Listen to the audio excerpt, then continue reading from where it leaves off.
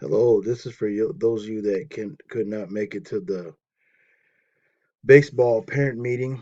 And yes, I'm in my washroom at home because it's the only place I get any quiet. Okay, moving along.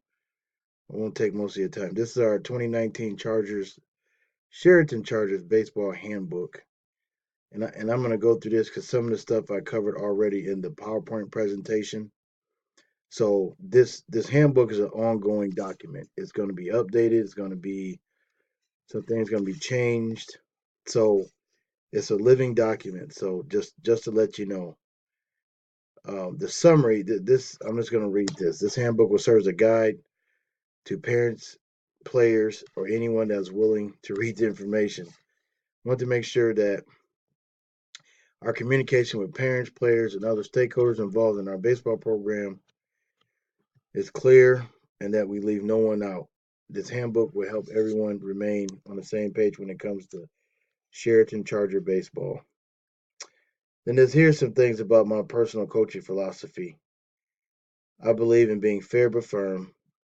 How kids are treated will last with them for a lifetime. Well, I better change that, man. I'm sorry.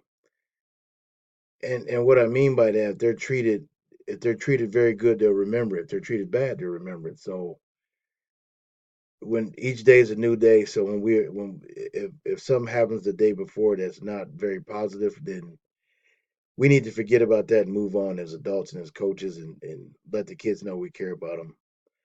When kids think of when kids think of me, I want them to have pleasant memories, like I said earlier, of me coaching them. I believe relationships drive coaching, and I will work very hard to develop relationships with every student athlete on the team.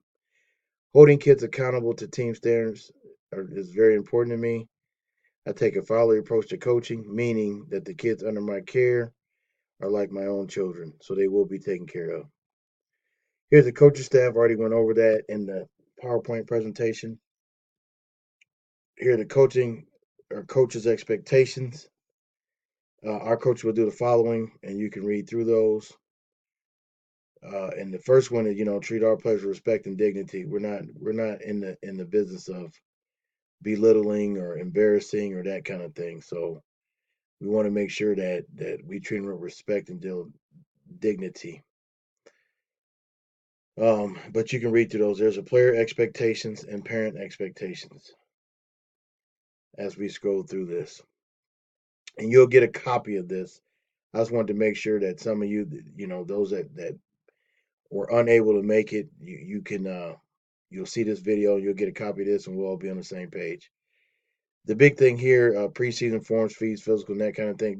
Big thing here is um, we'll get an emergency contact form to each kid, and then concussion form if they haven't done so.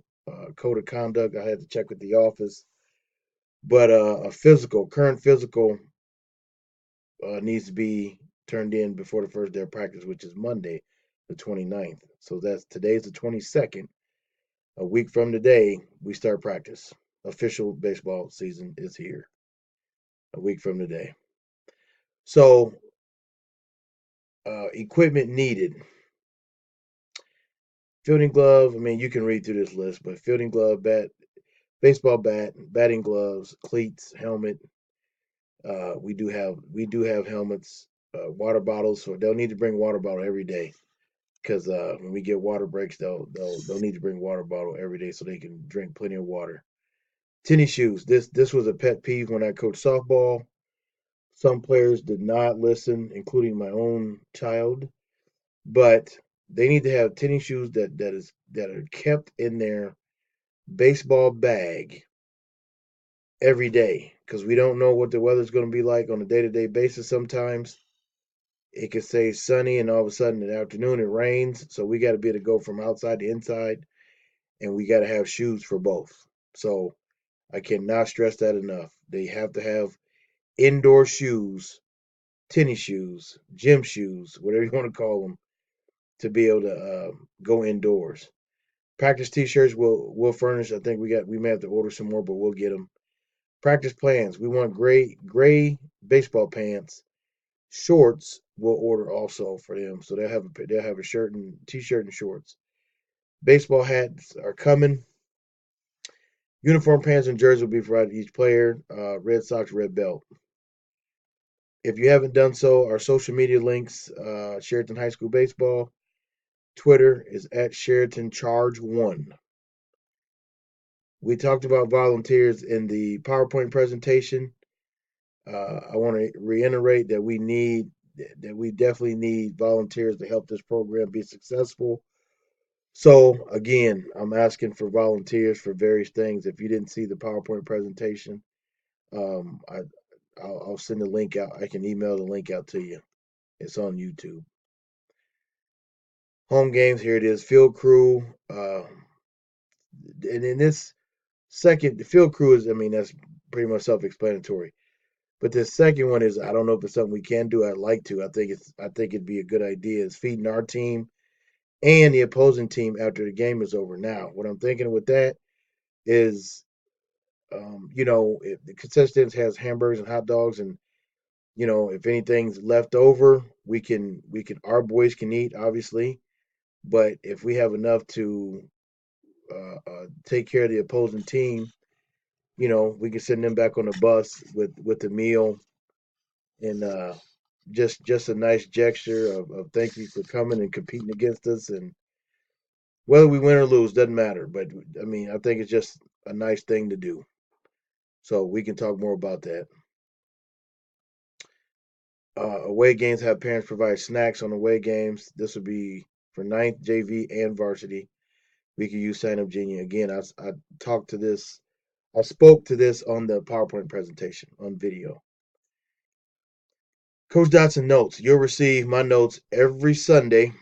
I try to get them done before church. That don't always happen, but um, you'll receive these notes sometime throughout the day on Sundays, and it'll cover Monday through Saturday, the entire week of practice, game times, when kids need to be where.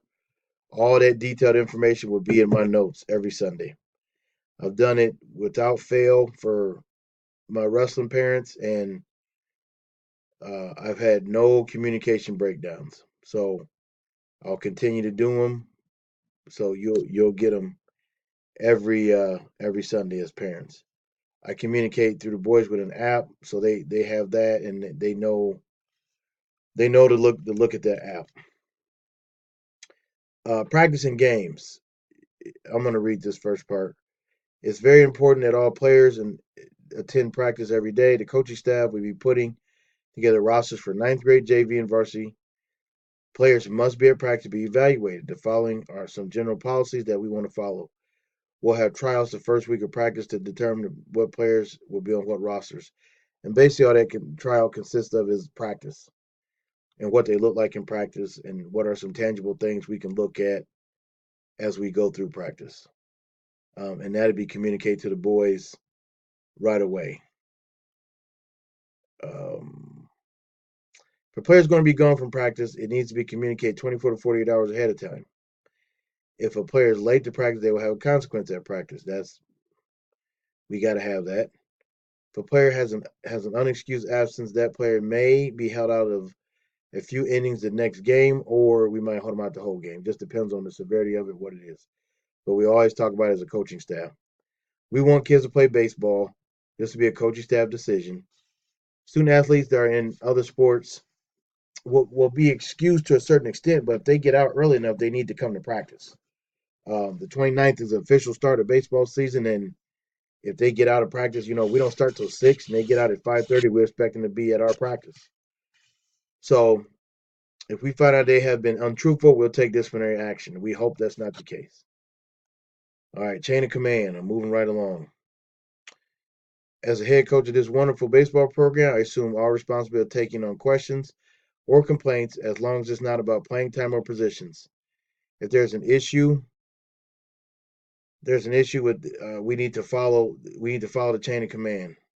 And the chain of command is this: player talks to coach, we get it resolved. If it's not resolved there, player and parent talks to coach.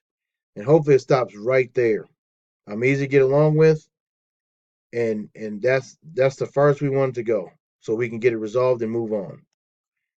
If to some point we can't, then it goes player parent talks to coach slash AD. And I got in parentheses, and I mean this. We hope it doesn't get to this point.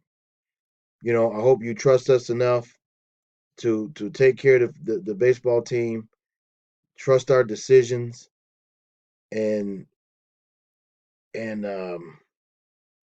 just trust us to take care of your kids. That's basically all I'm saying.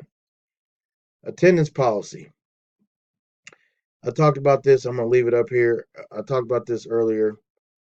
Um, but basically, if we get to 3 or 4 unexcused absences, we got to look at, okay, this is severe. And before that, we should have made phone calls to you to find out what's going on with your student athlete.